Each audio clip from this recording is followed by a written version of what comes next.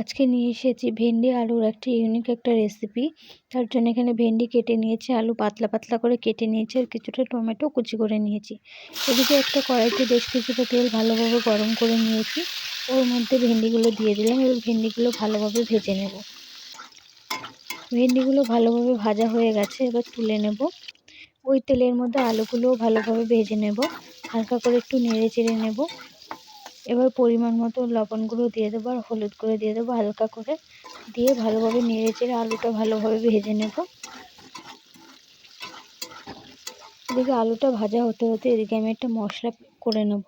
এদিকে আমি আগে থেকে আদা আর কাঁচা লঙ্কা বেটে রেখেছি, ওর মধ্যে জিরে আর ধনের গুঁড়ো দিয়ে দিলাম, হলুদ গুঁড়ো লবণ দিয়ে দিলাম আর অল্প একটু জল দিয়ে ভালোভাবে মিশিয়ে নিলাম।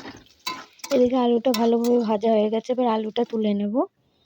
ওই তেলের মধ্যে গোটা জিরে ফোড়ন করে নিলাম, আর টুকরো করে রাখা টমেটোগুলো দিয়ে ভালোভাবে টমেটোটা হালকা করে ভেজে নিলাম। এবার ওর মধ্যে ওই মশলাটা দিয়ে দেবো, দিয়ে ভালোভাবে নেড়ে চেড়ে একটু মশলাটা কষিয়ে নেব। মশলাটা ভালোভাবে কষিয়ে নিয়েছি, মশলা থেকে তেল ছেড়ে এসেছে। এবার এর মধ্যে ভেজে রাখা ভেন্ডি আর আলুটা দিয়ে দেব, দিয়ে ভালোভাবে নেড়ে চেড়ে মিশিয়ে নেব। মশলার সাথে সবজিটা একটু কষিয়ে নিয়েছি ভালো করে। এবার এর মধ্যে পরিমাণ মতো জল দিয়ে দেব, ভালোভাবে নেড়ে চেড়ে মিশিয়ে ঝোলটা ফুটিয়ে নেব, সবজিগুলো সেদ্ধ করে নেব। ভালোভাবে ঝোল ফুটে গেছে, আলু ভেন্ডি সবই ভালোভাবে সেদ্ধ হয়ে গেছে। ঝোলটা আরেকটু কমিয়ে নেব। ঝোলটা ভালোভাবে কমিয়ে নিয়েছি।